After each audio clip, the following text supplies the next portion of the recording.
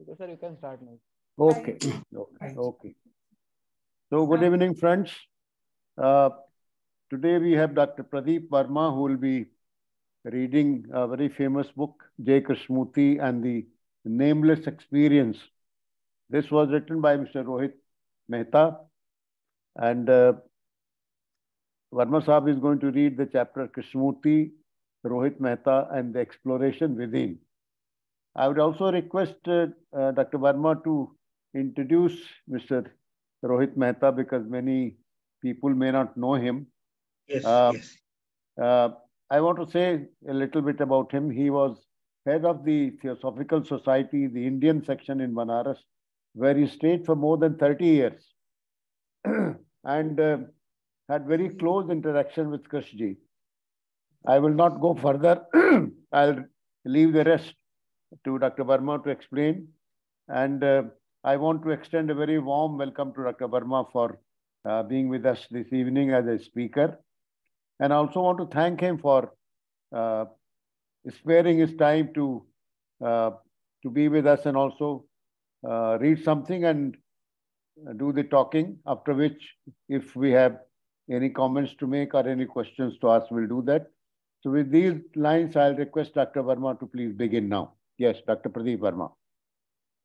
Thank you, Dubey. Thank you so much. A family affair, very much. I feel very much at home in this circle. Yesterday, I had prepared a short draft to be read, thinking that word is not the thing, description is not described. But something went wrong ultimately in between, and I got a little disturbed. That was a testing time for me because I was dependent on printer and getting the prints of my text. But then everything helped us and things went smoothly after that. So I have written a very short account, but nevertheless, what happened last night, almost after midnight, after finishing my first nap, what happened, as if somebody is editing for me, a number of points, a number of thoughts came to me, which were not disturbing at all, but thoughts anyway. Then in the morning, I wrote that down on one page. I'll start with that. You see, it's very difficult to talk about Krishnamurti, as difficult as talking about truth. With few words, truth is a pathless land. He left palatial luxury. A big title as world teacher, and came out coolly to face the world inside and outside. To talk to people from different walks of life all over the world, earning his livelihood through his discourses. Light in him forced him to negate the superficial things. So I started thinking something like Siddhartha Gautam. It must have been very difficult for him to free himself from a rich past. With few words, he could convey very powerful insights, which, if gone deeply into, can be realized by anyone. Especially some of his Mahavakyas, you may say, you are the world. Small messages, don't run and dissipate your energies. Freedom is in the beginning. Here I have a question I will discuss later on. What is that beginning and where is it? First step is the last step. This I take as collapse of time. Observer is observed. There is no inside and outside. Negation is the most positive action. Again, here I have a small question I will discuss later on. Perception is action. Fears and anxieties are thought-based. Then, most important, moment-to-moment awareness. That means attention. That means intelligence. That means non-duality.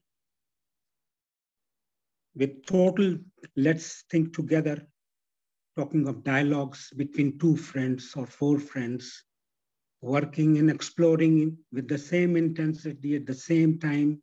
These are his words, of course, but understandable why he was saying that.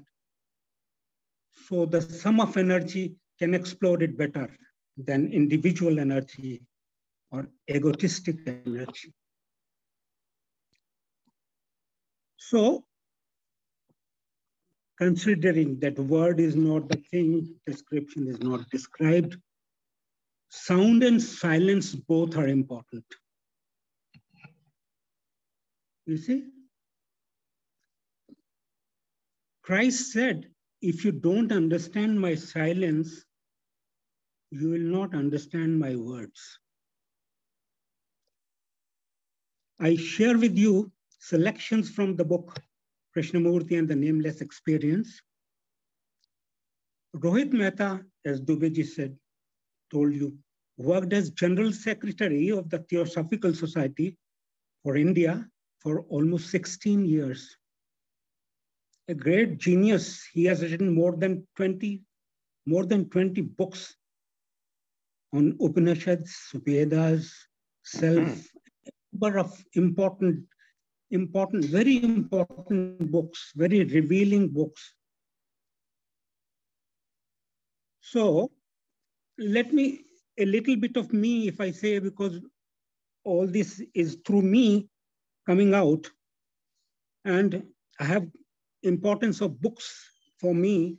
Otherwise, what usually happens is that people give not so much importance to books. What is there in the book? Although most of the scriptures are in book form. I read all types of life-related books. Books forced me to meet personally 5 seers and mystics, namely Bhumanand Tirth of Trichur, Sadguru Jaggi Vasudev, Dada Gavand, Mr. M, born as Mumtaz Ali Khan, and Philip Goldberg, who has written a very big book, American Veda. In my long journey with books, light and wisdom of great thinkers and seers came to me as words and images. This energized me. Exploring heaps of old books on pavements at times rewarded me with priceless masterpieces in the fields of art, literature, philosophy, and human behavior. Being with these non-reacting friends, song of myself became sweeter and sweeter. What attracted me was honesty,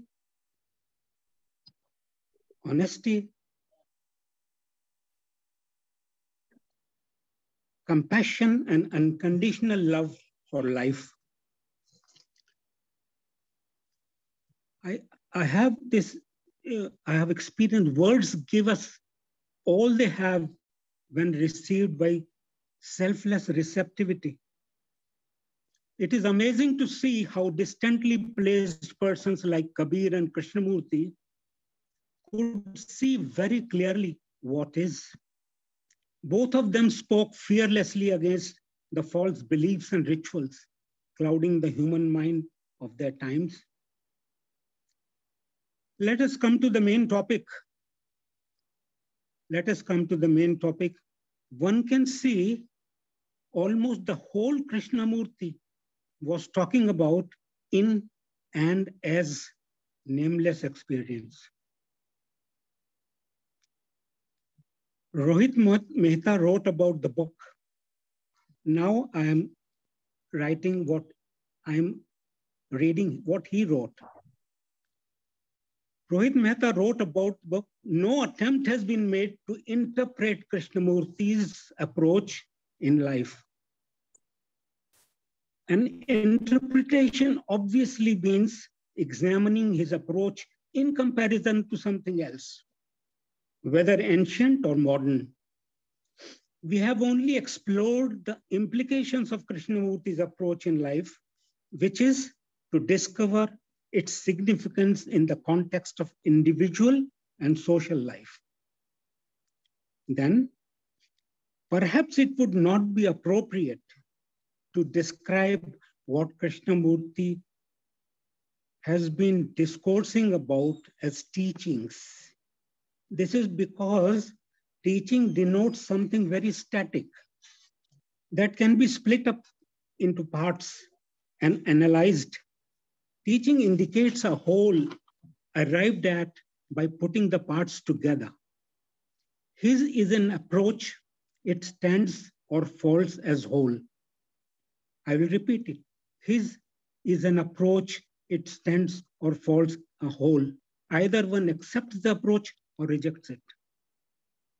Then he imparts, now very interestingly, because we were all thinking and discussing among the peer group, why he's using different, at times this word, at that time another word.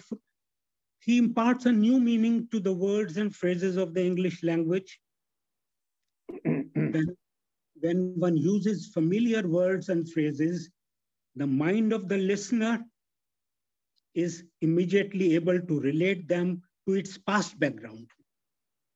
Once this is done, the subsequent listening is habitual, requiring no effort to think afresh. Krishnamurti has avoided familiar words and phrases of religion and philosophy, thus making it incumbent upon his listeners to give fullest attention to what he says. Then, in the approach of Krishnamurti, there is no place for speculative philosophy. In speculative philosophy, there is an attempt to perceive the real without understanding the actual. See? You see, in speculative philosophy, there is an attempt to perceive the real without understanding the actual. Man deals only with conceptual reality. Look at the actual message. If one closely notices the thinking process by which Krishnamurti expounds a particular theme, one will find that in the midst of a thought movement, he finds a springboard from where to take plunge. A jump into the realm which lies beyond the frontiers of the mind. I will read it again. If one closely notices the thinking process by which Krishnamurti expounds a particular theme, one will find that in the midst of a thought movement, he finds a springboard from where to take plunge, a jump into the realm which lies beyond the frontiers of the mind. In order to understand Krishnamurti's approach, one has to discover constantly the springboard of one's own mind, my mind, one's own mind, for unless one takes a jump for oneself, one cannot grasp significance of what he's saying. Suffice it to say here that fundamental transformation of man can take place neither in the process of time nor through conscious effort. Transformation of mind can take place neither in the process of time nor through conscious effort. A transformation that does not happen instantaneously is no transformation at all. It is only a modified continuity. Krishnamurti gives us a picture without frame. Another very beautiful expression, Rohit Mehta. Krishnamurti gives us a picture without frame.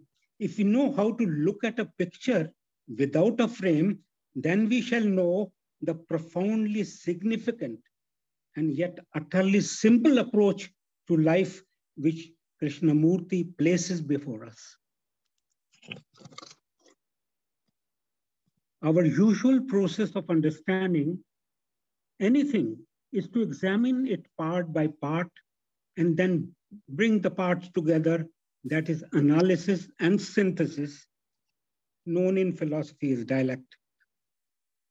In totality, which is the product of synthesis, the parts are brought together.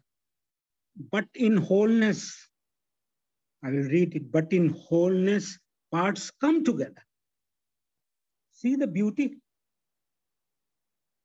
There is, I'll read it again. Our usual process of understanding anything is to examine it part by part and then brings the parts together. That is analysis and synthesis.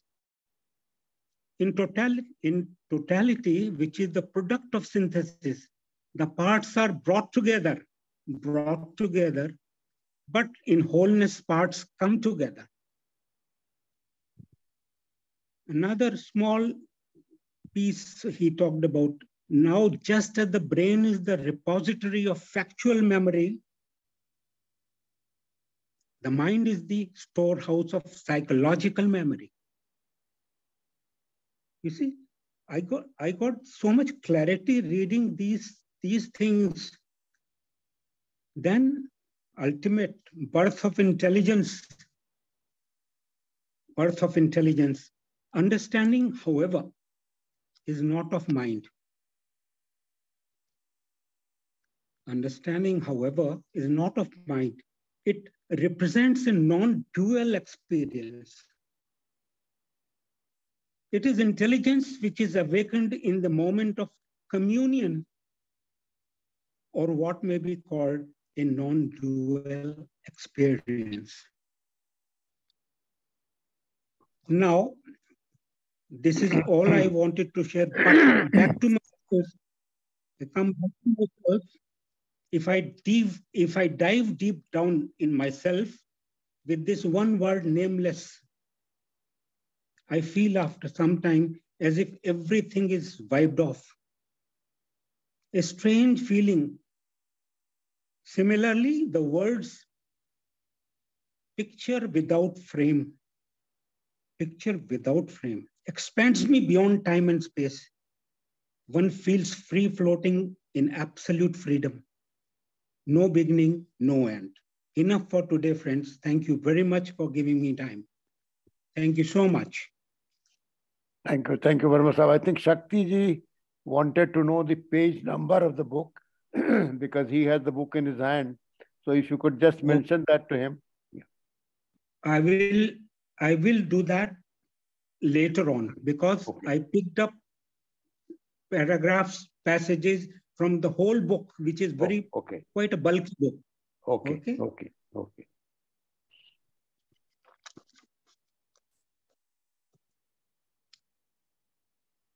So the floor is open now. Yes. Harshad Bhai. Please unmute yourself. Yes.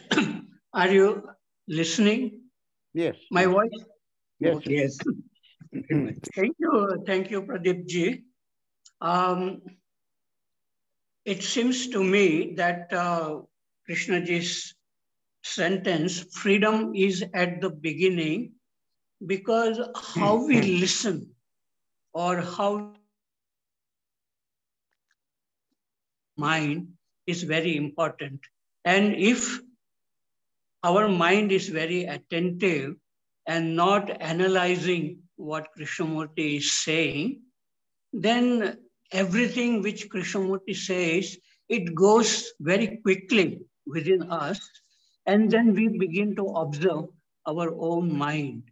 So that is what happened to me when I first read Krishnamurti book in 1972, and I became very curious. By reading the Krishnamurti's book, I began to read the book of my own life, how thoughts are forming, and to observe these thoughts which are forming within us, we need a freedom to really silence curiosity, honesty, energy. All these qualities are really needed. And without that, when we read Krishnamurti, like many people, then they begin to think about what Krishnamurti is saying, and then they analyze, and then they come to certain concept or conclusion, and then they say maybe thinking is uh, um, an enemy. It's not like that. Thinking is not an enemy in the light of awareness. But without this awareness, which can see thinking clearly, the thinking multiplies, and from that comes anger and fear and jealousy and all this psychological problem. So what really interested me is Krishnamurti's sentence that thought creates the thinker. That means the sense of I. And then this thinker tries to change thought. So there is a duality between thinker and thought. And Krishnamurti said that this duality between thinker and thought, that is the source of all our psychological problems. So this was something very, very new to me. And I begin to sit quietly to observe the beginning of a thought. And when I tried to do it, the mind became very silent. And every time I tried to do it, there was really nothing coming to my mind. And it was not frightening, because for many people, this state in which there is no thinking, it becomes very frightening. And so they don't like to really watch everything. So when there is this silence and our senses are operating fully, then there is this nameless experience where everything is unfolding, and even the thoughts may be coming like a river, and it is flowing without this thinker coming into existence to analyze thinking.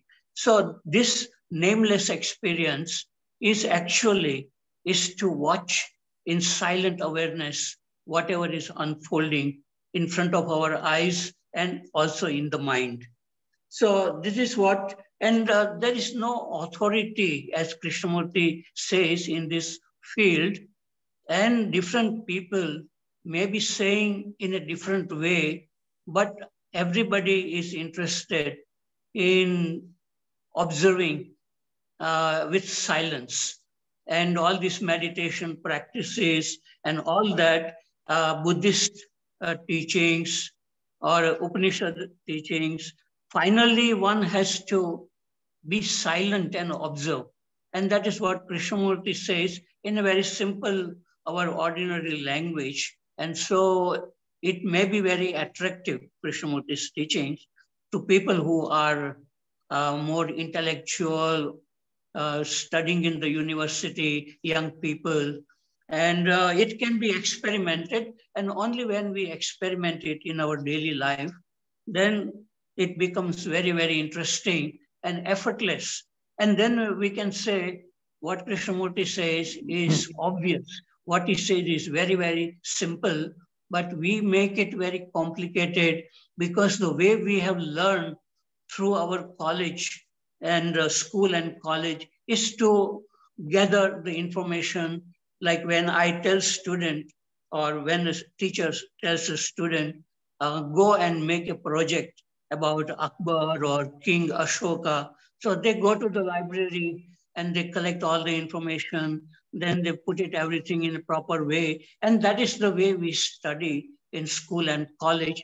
So I find that even our students in Krishnamurti schools, they are not able to look inward with that freedom. And that's why they've said that Krishnamurti is very, very difficult. Everybody says Krishnamurti is difficult because that the first step is not the right step, because we have got used to collect information, ideas, and analyze, think, and then come to some conclusion. But in Krishnamurti, it is not like that. It is while listening or reading a Krishnamurti book, something really strikes us and say, oh, yes. And then we begin to experiment in our daily life. So that is the difficulty I feel, that the first step, people are still not ready to listen or read with a silent, aware mind. If it is done, the first step, then everything is very easy. Okay, I have finished. Thank you. Thank you, Harshad. Verma sir, you want to say something? A little clarification from Harshad Bhai, that when you say freedom is in the beginning, whose beginning? My beginning, of course. If I have to be, usually everybody goes with the interest in mind. If you attentively listen to certain people with certain interest in you, always. So, and in a conditioned person, which we all are, centuries of conditioning, what is that beginning? I can understand that you have to be attentive when you are, so that is a mixture of concentration and attention, and interest in me. Everything is there in that. So this pure beginning, freedom is in the beginning, as if something, it's not understandable to me that with that clarity. Please, if you can say something more. Yes, when I started reading Krishnamurti, I was not able to observe my own thinking. And so the mind used to keep on thinking about the future or the past. And there were problems, loneliness, boredom. I used to watch films on TV most of the time to just pass time. So I was not free when I picked up the first book of Krishnamurti. But when I started reading, the questions he was addressing were very, very real questions to me, because I was in a different culture and I was thinking that I'm Indian and Hindu. I was not able to communicate well with people of other nationalities and religion. And Krishnamurti said, why do you think of yourself as a Hindu or Indian? He said, we are all human beings. And our mind works in a very similar way, whether we are Hindu or Christian, because he said that all humanity goes through problems like fear, anger. It has been there. Humanity has been suffering. So when I read all that, then I said, oh, I am not the only one who is suffering. The whole humanity, Krishnamurti says. And so that made me curious also to look outward, that is it really so? These Americans are, because I was thinking that they look very happy and tall and strong. So I thought that they were happy. But when I really begin to observe, I found that they were lonely in their own country. They had drinking and drugs and no relationship in the family. So Krishnamurti's book, one book, it made me curious to look outside as well as inside, how these thoughts are arising. And when I really tried to do it, I was maybe in a kind of a lucky that my mind stopped. And it was not a frightening experience. But for many people, they say that it is very frightening to be silent. And so the mind doesn't want to die, it wants to continue, a kind of continuity. And our life is lived in that continuity. So only when that silence comes while reading, it may not be in the beginning, but at some point when we begin to read and it makes sense to us and we say, oh, I see it. And then the real journey starts, I think, of reading the book of our own life. And I feel that later on, we even don't need to read Krishnamurti or Upanishad or Buddhism. We can see clearly what is, how these thoughts are arising. And it tells us everything about, not about us, but about the whole humanity. Because within us lives the whole humanity. Okay, so how we read, how we listen is very, very important, the first step. And without that, the mind will keep on thinking, what will many people ask, what does Krishnamurti mean by that? And so they ask somebody else, and then dialogue, and then it becomes more complicated. But if you begin to see within yourself what Krishnamurti is saying, then you become very authentic. Then you don't need to even quote Krishnamurti, because you can see the same thing what Krishnamurti saw. Okay, so I have said enough. Yeah. Thank you, Harshad. I think before I go to Prasad Garu, I want to read something which a gentleman from Colombo asked Ramana Maharshi, that J.Krishnamurti teaches the method of effortless and choiceless awareness. Is it distinct from that of deliberate meditation? Would Maharshi please explain how best to practice meditation and what forms the object of meditation should take? And Maharshi replied, effortless and choiceless awareness is our real nature. If we can attain that state and abide in it, that is all right. But one cannot reach it without effort, the effort of deliberate meditation. All the age-old vasanas, the inherent tendencies, turn the mind outwards to external objects. All such thoughts have to be given up and mind turned inwards, and that for most people requires effort. Of course, every teacher and every book tells the aspirant to keep quiet, but it is not easy to do so. That is why all this effort is necessary. Even if you find somebody who has achieved this supreme state of stillness, you may take it that the necessary effort has already been made in a previous life. So effortless and choiceless awareness is attained only after deliberate meditation. The meditation can take whatever form most people that appeals to them. See what helps you to keep out all other thoughts and adopt that for your meditation.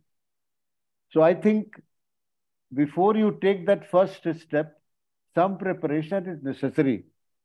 And whether you call it effort or whatever you want to call it, I think the mind has to be quiet. Mind has to be in a state where I'm ready to see where I am. But I can only start from where I am. So that has to be kept into mind.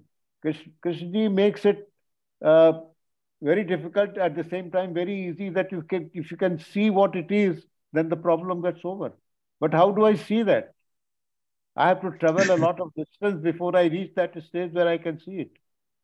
So this is what I wanted to mention. Yes, Prasad sir. Sir, when I see Pradeep ji, I think he is almost like a sant. He's himself a sant. His involvement with search for truth is so intense. That is my impression. Not that I have seen him ever. It is only in the Zoom meeting. Thank you. And now I am not going to comment on his remarks or on the remarks of Rohit ji. I just wanted to share a small experience I had with Rohit ji in the 80s, I think. I was working in Nagpur at that time, and Rohit ji came to Nagpur. He gave a talk. He was putting up with some host in Nagpur, and he gave a talk, public talk. I attended the talk. And my impression was that he was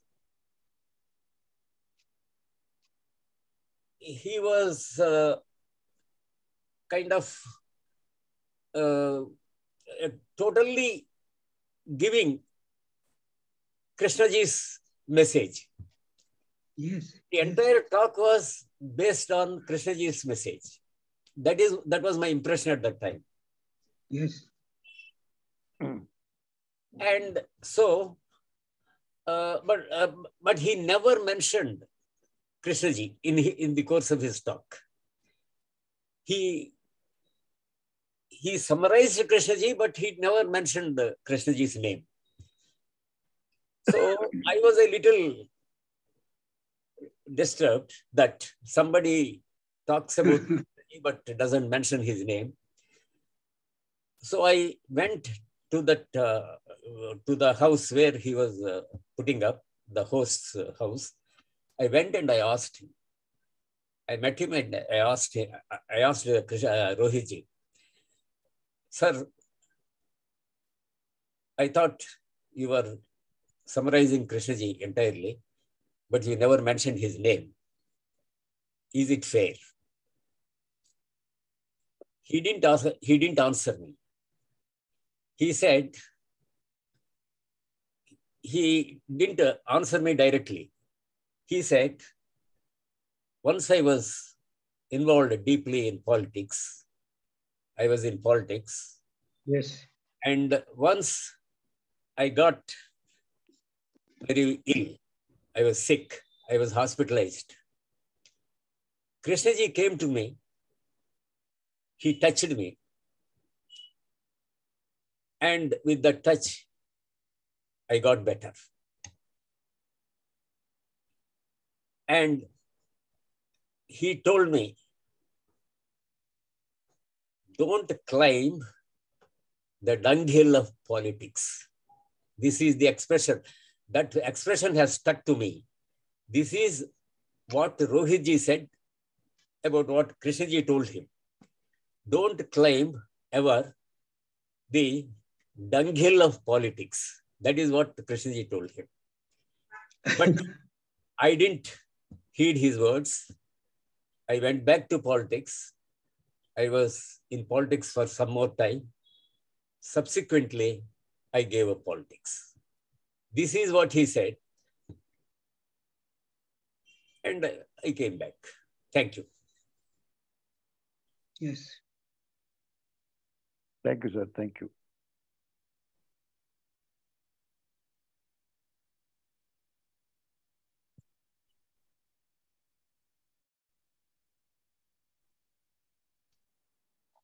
Over, sir. Make a comment? Yes, please. Yeah, about the politics. Politics requires ambition, a strong desire to become something. And so naturally there will be lots of conflict with other parties and within the party, political party. There are lots of conflicts because there are lots of desires. And so people who really want to be happy and clear, then they have to give up politics. Even this desire to become, even in spiritual field, it can become a burden. So one has to be really without any desire, can we look at what is unfolding within our mind. And that is possible, it seems to me from my own experience, that it is possible to look without trying to become anything. Because generally, like Raman Maharshi said, that of course, initially you have to make an effort to meditate. And but I have not meditated like that even now I don't meditate, but I can see. And that seeing is the meditation, I feel. That one doesn't need to close the eyes and concentrate on some image. Even Ramakrishna used to meditate on Kali, but later on he was able to free from the image of Kali. And it happened to him in 3 days. But I can make an image of maybe Krishnamurti or Buddha, but it fades very quickly and then becomes silence. So I feel that even thinking is not a problem when there is this awareness which can look. One can even create image if one wants, but it will not become a burden or it will not become an obstacle. Yes. So this is what I feel about politics is very dangerous for people who really want to learn about the self and find freedom from all these psychological problems. Okay, right. Thank you. Thank you. Harshad Bhai? Yeah. Even Sri Aurobindo was an activist for quite some time. Yes. So it's not that activism is not, it is just another aspect of life. It happens. We always put the blame on the person through which it is being expressed. But what happens, these are natural things. Activism, anger, all these things. It's a part of that part. Most of it is natural. So we can't brand them as we were talking about non-dual experience. But what happens, usually we start with dividing only. We good and bad. It is power and this thing, deprivation, all sorts of things. We talk, we discuss, we think, and we know that mind works in this way only, in duality. It works in duality. We are all working, talking, thinking, expressing in the form of mind, but somehow we pick up these quite idealistic, very logical. It appears logical, but the way it has not reached people, even intelligent, educated people, shows that something is inherent, something is missing, which we are not able to see as they are. So this is what I feel, Harshad Bhai. This is what I feel. Yeah. About Aurobindo. Harshad Bhai, I want to be take leave for 5 minutes, and maybe Kamlesh ji can coordinate it. Yeah. Thank you. Okay. Yeah. Kamlesh ji, may I speak? Yes, sir. Please continue, sir. Yeah. Okay. I like to say about Aurobindo that when Aurobindo was in the jail and he had a lot of time, insight happened to him in the jail, and which changed the direction of his life. And he went to Pondicherry, and so one needs maybe that, and maybe he had that intensity which was expressing in politics, the same intensity when he had a time in the jail, all the time available. When he directed the attention within, then there is some insight happen. So we do have energy, but different people have energy for different. Some people are interested in football or mathematics or music. Similarly, when all our energy goes in looking within, and we are not afraid to look within, then we can really see everything. Our mind is continuously changing, and but there is something else which can look at all that changes happening. So sometimes I will say that our mind is like a soap bubble with a continuously changing colors on the surface of the soap bubble. And if we know how to look at this bubble, then we don't need any entertainment also, because a film is going on within us all the time. So generally, people can spend 3 hours watching a film on the screen outside, but the film is going on within us all the time. And when we get interested, in looking, then we don't need any entertainment also. And we can be very creative and can understand what Krishnamurti says or any other philosopher. We can look at the essence behind the words without thinking. So that is what intelligence means, to read between the lines. That means Krishnamurti using words, but what is the essence? What is between the lines he is trying to communicate. And when we can see it, then it becomes very easy, you know. So this is, it is very easy, but I think our training is in a different direction. In the outward world, we are interested in learning about, in the school and university also, students do lots of projects about the universe, planets, and earth and sun and all that. But when we become interested in inside universe, then it becomes very interesting what Krishnamurti says or any other philosopher. Okay, I've said enough. Verma sir, do you want to comment something on this? Verma sir, do you want to comment something? Look, something I was talking when we read, negation is the most positive action. This very sentence requires the presence of positive in this sentence itself. You see, this is how mind works. Without that, we are not able to convey exactly a situation when this is without this polarities, because in life and in through mind, polarities, because of polarities only, we give expression to something which cannot be expressed. You see?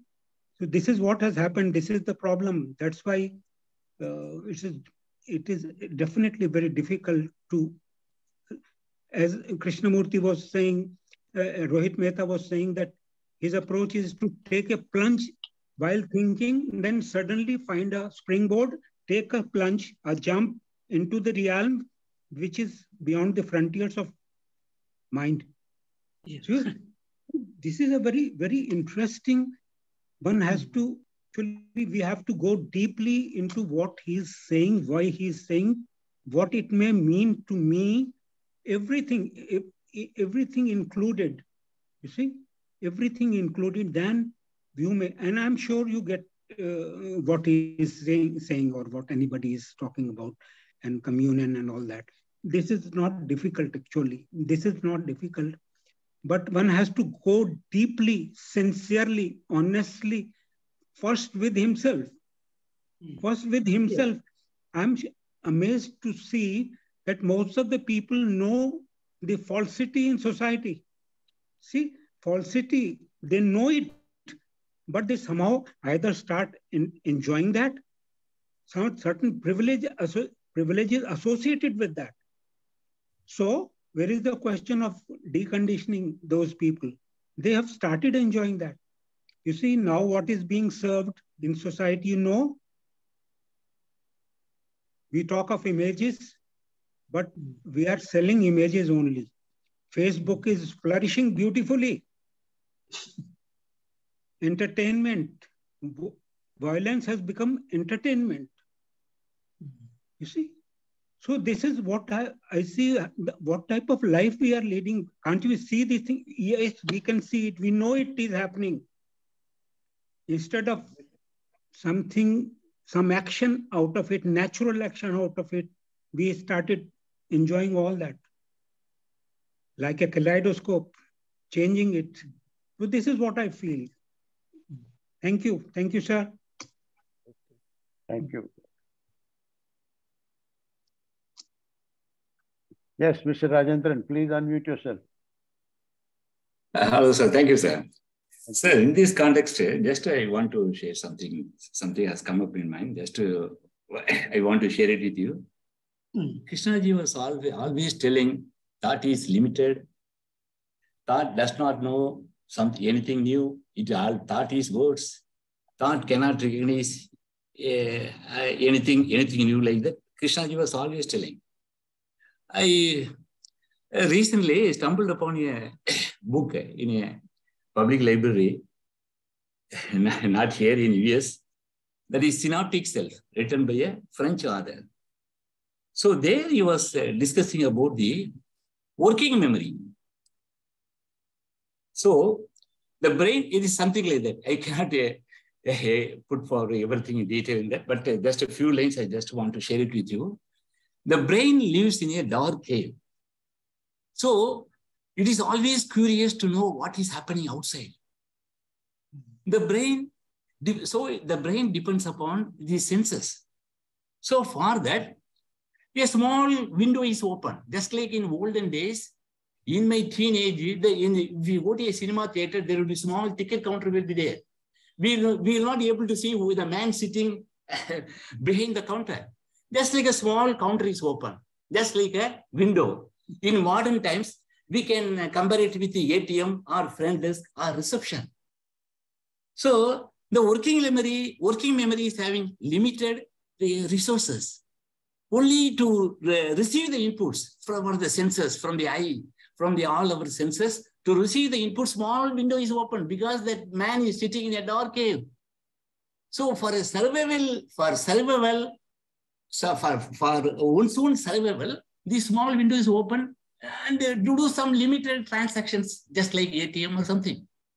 So there, just like waiting in the railway platform or a reception hall. The reception hall may be AC or second class or first class.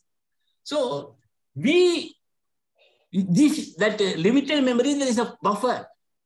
The buffer is there. Small, just like in some offices, some banks, there will be a chief cashier will be there. He will have a small petty cashier will also be there. And that fellow will be given some amount of money in a government offices to do certain limited transactions. Just like a small window that we may call by any name, that is awareness, etc. That is meant for only for the survival, one's own survival mode. Only for here and now, only for living here and now. It may be having access to memory. But it is very working memory to do some day-to-day activities, to receive input from all the senses, and for survival mode, this window is open. But our life is in that memory only. We spend the whole life. This small window is not meant for accessing, thinking about the past, thinking about the future, to come to conclusions, to come to any judgments, etc. Just live here and now. That is so this book, Synoptic Self, that I can share that author's name also. It's very. So I'm just what I'm telling is. So this always now I'm catching myself. If my thought interferes and I chase some thought or thinking about the past or something, I catch myself. Okay, why we want to use that small window for some other purpose? Only limited transactions. Survival mode to receive input from the senses, because that man is sitting in a dark cave. So just I want to share it, sir. Thank you. Thank you. Thank you.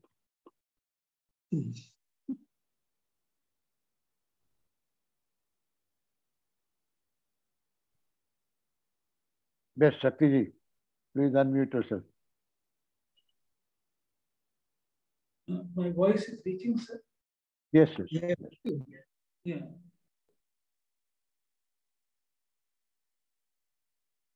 I feel for a person who has read Krishnamurti, it's just reading him or listening to him is like going through meditation. And then it is up to him if he wants to go deeper into that. And then there may be an insight about something in life, and if that person is expressing that insight, he need not refer anybody's name. He need not, like Rohit, Mehta, or anybody. Because Krishna used to say that if you experiment with it, if you test it out, and you find it true, then it is yours. It is not Krishnamurti's, because there is no copyright on truth of anybody. Yes. So this is one thing. And also, it is very true that when someone is very deeply watching thoughts, or there is this inner silence, if somebody is going through that, things become much more clear to that person that can be understood even intellectually. But if someone is not going that deep, even for that person, reading and listening to Krishnamurti is like a blessing. Because if you're not watching, at least you can notice that you are not watching. And he, although he talks about the problem with the effort, because effort, perhaps he means by effort when there is conflict within us about doing something, then we make effort. We don't want and we want. I want to be aware, I want to be unaware, all that. But he talks about diligence. And he says diligence is not neglecting anything. So I think each person has his own yatra, own travel journey. And then Krishnamurti is like, has a very big range. He's for those also who can go very deep. He's for those people also who are not going very deep. Either they are incapable, or they don't want, or it is their priority, but still they can be interested in reading and listening to Krishnamurti. And what I am saying is that somehow shows them the problem of unawareness, the problem of not watching the outside world, the problem of all the time thought interfering because they are not being watched. So these are also certain aspects of Krishnamurti's discourse. Thank you, sir. Thank you, Shakti. I think Krishnaji, when talking to children, used to say things, the way they should meditate and all that. He would say that close your eyes and watch your eyelids, watch your eyes inside, that they are not moving. Even for being attentive or being aware, he would say that when you are entering the assembly hall, don't look sideways, but be fully aware of what is on the walls, on each side and so on.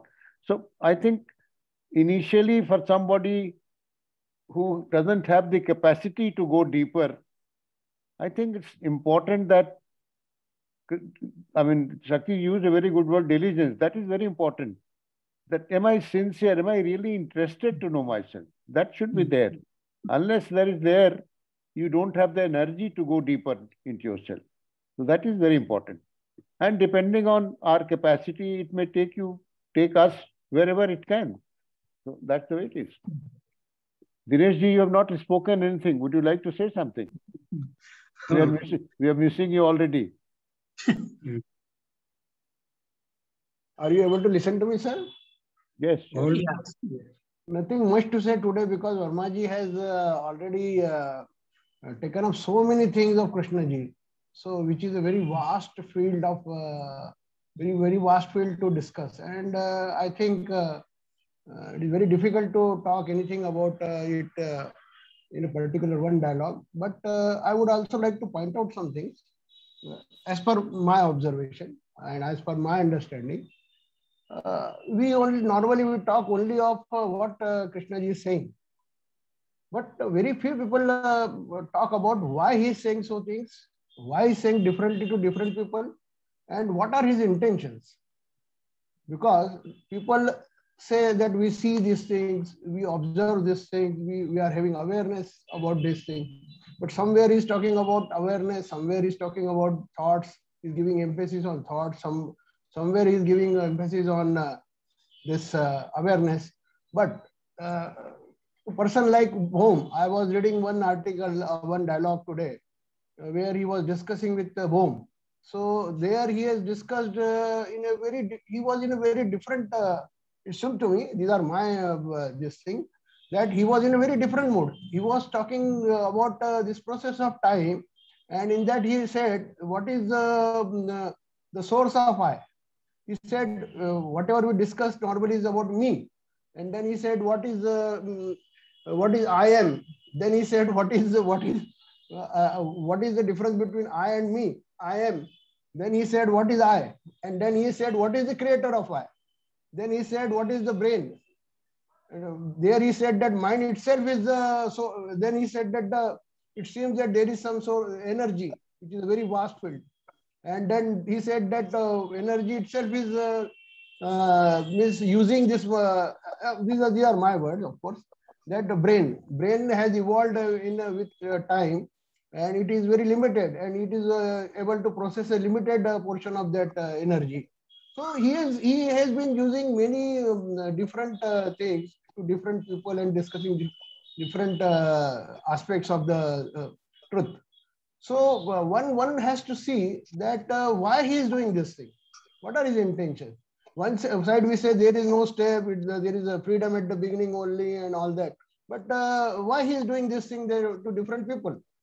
Definitely individuality is coming into the picture, and when we say that Arvindo has said like this, your Nisargadatta Maharaj has said like this, and Raman Maharshi has said like this.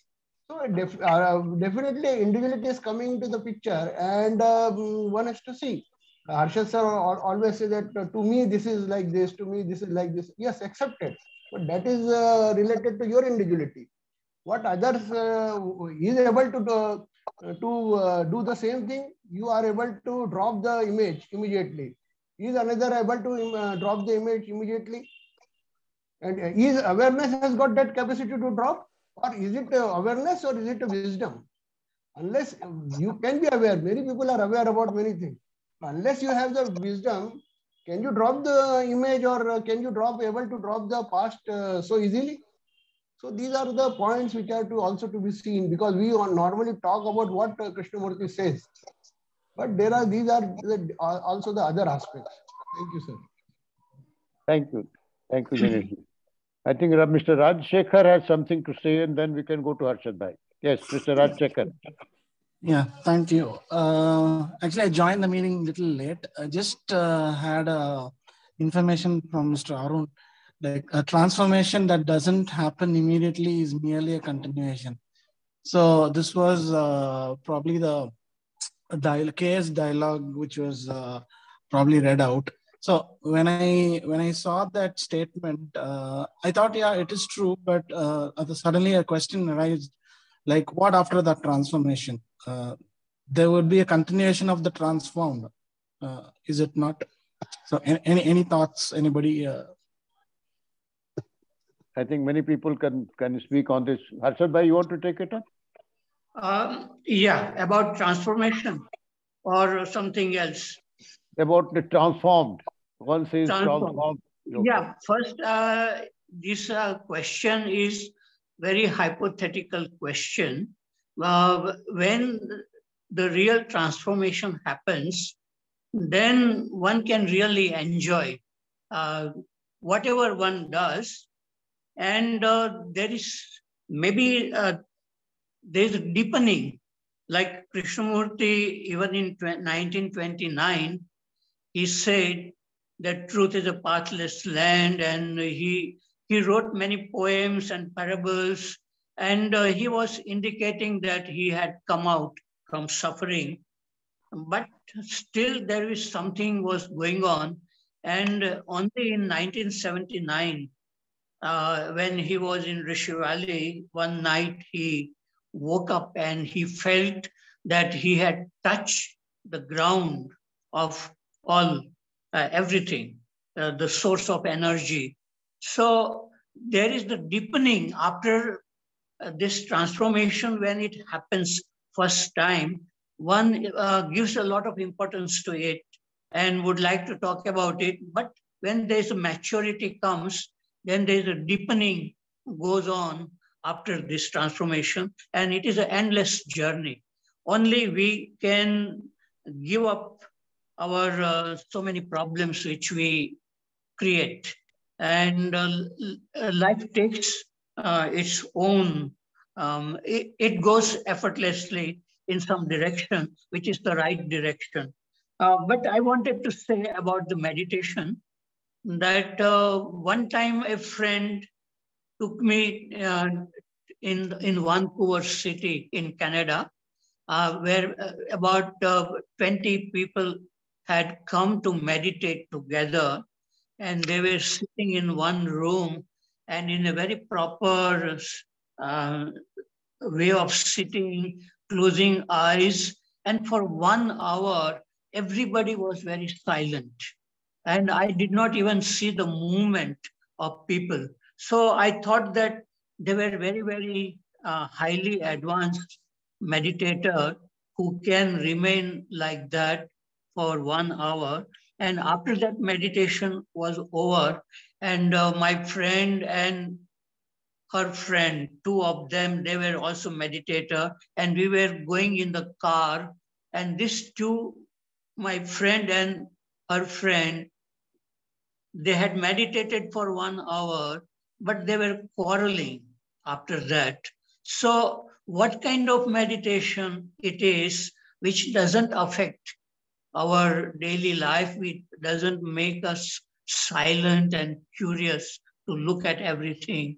So I agree with Krishnamurti that you don't need to concentrate. And initially, if you want to do it, and if it is really helping you, is fine. But after that, it doesn't express in the daily life. You feel that you have really not changed at all after the meditation.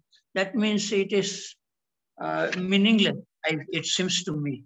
And the other thing what I would like to say is that human beings are mostly interested in pleasure, pursuing pleasure and avoiding pain.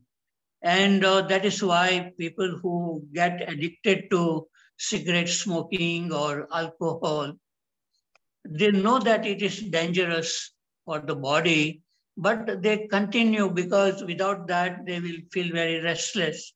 So even in Mahabharata, Duryodhana said that I know what is dharma and what is adharma, but I can't follow it. So we have to find out, are we really interested in this deeper going within us, and see whether it is really helping us in our daily life, making our looking, listening very clear, and we not react even when somebody criticize us. We don't become angry. Does it really happen?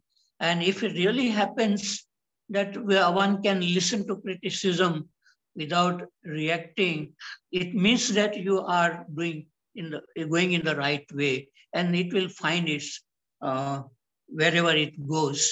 So this is what I want to say, that very, very few people are interested in looking in the inner world with curiosity, with energy, with attention.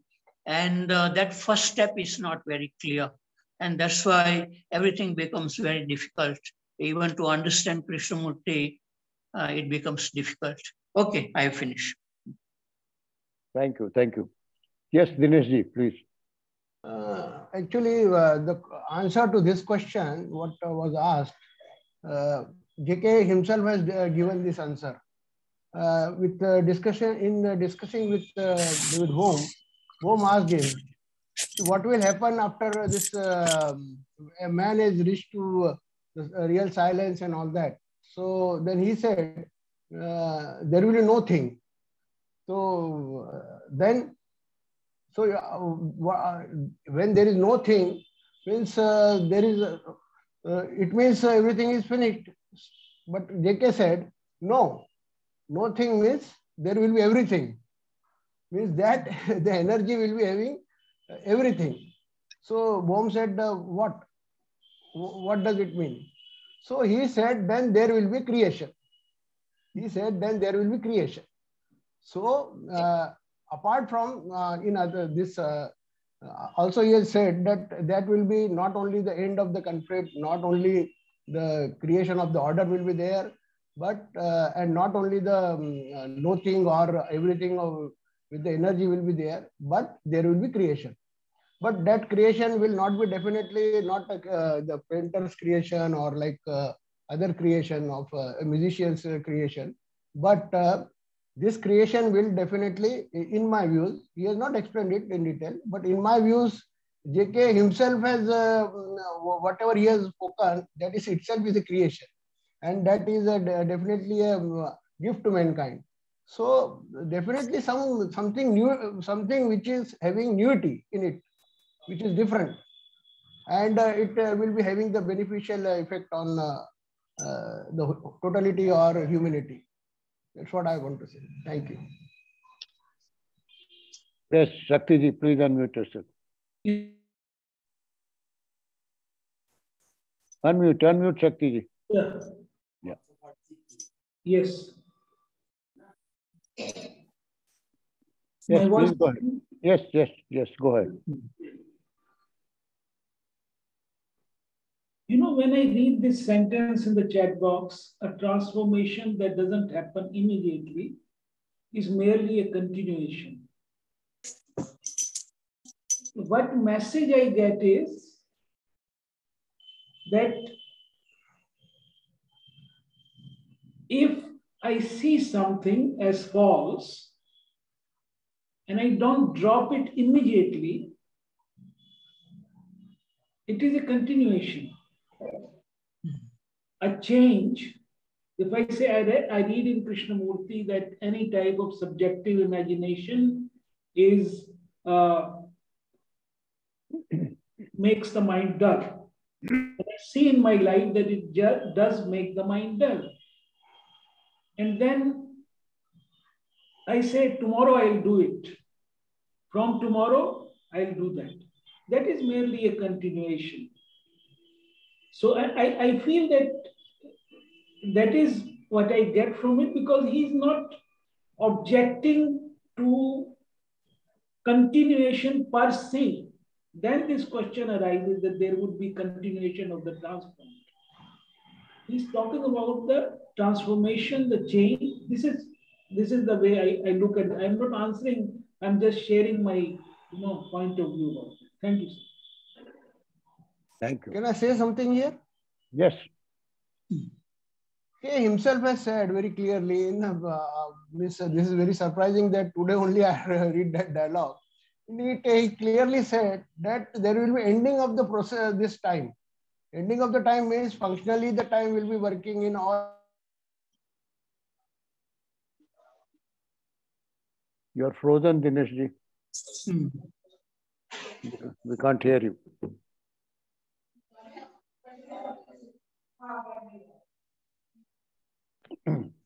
May I read another small passage? Yes, please. Because there is time. Yes. It may seem strange, but in spite of complete and uncompromising negation, Krishnamurti's approach is intensely positive. But he says that the positive has to be discovered. It cannot be affirmed, nor can it be described. Human mind wants something to be affirmed for, then it feels secure, having found something permanent in the midst of all that is fleeting. Mind search and clamor for the positive arise from its demand to have some permanent base from where to operate. It does not matter what that permanent base is. It may be God, or it may be soul, or it may be matter. If there is an assurance of something positive and permanent, then it is willing to go through the process of negations. But Krishnamurti gives no such assurances. To ask for something permanent is to crave for a destination to a point of final arrival. In Krishnamurti's approach, there is no arrival. There is only the journeying. But one asks, will not man get tired and exhausted if there is all the time journeying with no moment of arrival? Surely, it is the thought of arrival which imparts tiredness to the journey.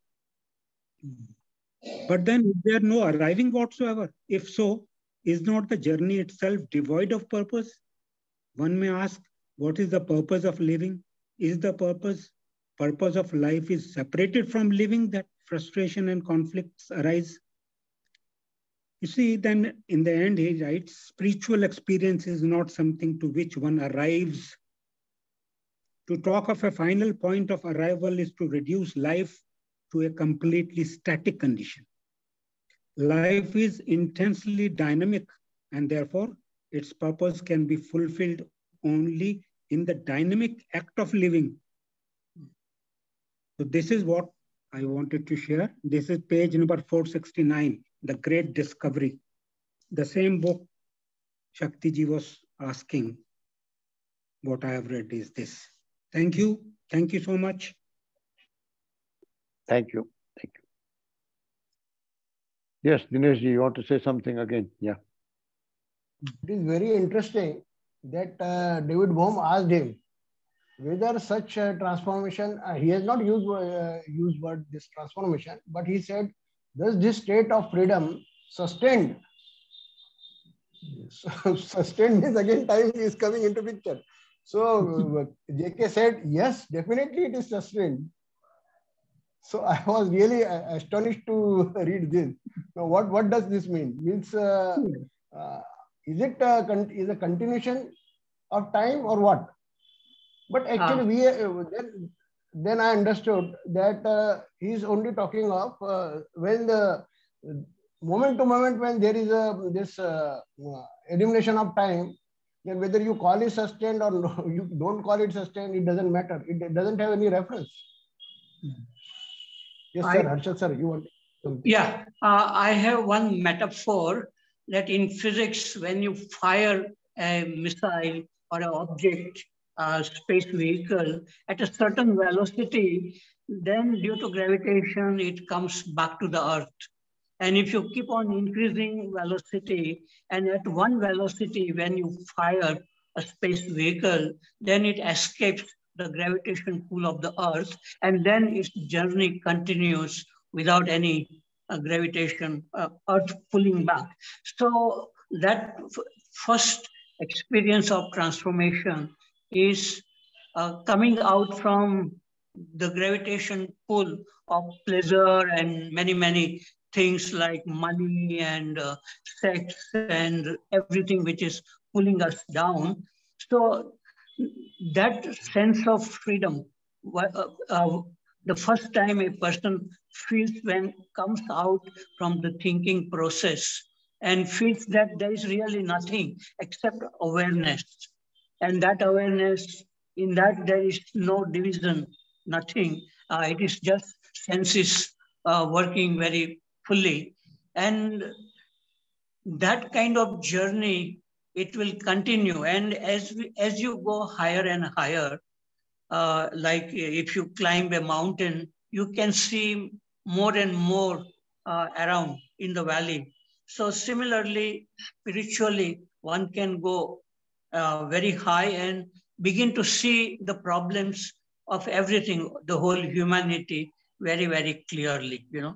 So the insight deepens, and it is an endless journey. And in that, there is no sense of achieving anything, but just being, not becoming. So there is no time also involved in that, you know, psychological time. So that is what, and about negation, I like to say that in Indian philosophy, Upanishad, there is a neti. I am not this, I am not that, I am not a guru, I am not a disciple, I am not a bhumi, toyam, I am not this. It eliminates everything, but at the end it says, Chidananda Rupa, Shivo Aham Shivo. So finally it asserts that there is something when everything is negated, there is that sense of awareness or Satchidanand, what they call it, a kind of consciousness which is different than the normal human consciousness. So Krishnamurti, of course, doesn't say that there is anything, but he uses the word awareness or choiceless awareness or intelligence or insight, and all those words are different. So, okay, this is what I have to say. Thank you. Thank you, Harshad. I think it's a good point to close the session now after Harshad Bhai's description. So I want to thank Verma Sahab once again for such a beautiful reading, and we had very fruitful discussion. Next Sunday, we'll have Mr. Murli Menon. He is from the Valley School and has been a part of the study center for many, many years. He will be talking to us on transformation and mutation. So Sunday at 11 a.m. So if you're free, please do join. With these words, Verma Sahab, thank you once again. Good night. Thank you, Dubey. Thank you, Dubey. Thank you. One comment for Verma ji. I lost one of my friend, just for a comment. Patient is a patient. Worst is he who think himself a saint. And what to say about other things him sent. Prasad said that he is seeing saint in you. Don't believe him. Don't believe him. I am just saying. And Dubey always say it leads somewhere. I say it leads nowhere. You come where you are. Somewhere is nowhere. Seeing is action, sir. Seeing and listening is action. And comeless means come. Come in Hindi, come less in come. तो तेरी नीमबाज आंखों से कल नीमबाज में अध खुले नयन, तेरी नीमबाज आंखों से कलियों ने कम खिलना सीखा है. That's all. Please end. Please end. Thank you for sparing me, sir. Thank you. If I have spared you, I don't know anybody in this says, this is my opinion, this I understand. Do you think anybody else can say which he doesn't understand? You say always this, but I don't know anybody here says with his own, that's an opinion merely. That is a disclaimer. Disclaimer. But disclaimer is needed. Disclaimer is needed. Is there any worth claiming thing in Waghmare? I do not know, sir. Simply, I do not know. I do not know. I would say I do not know. Sir, now we should end on a very cordial note. Thanks for all. Thank you. Thank you. Now you can close it. Thank you.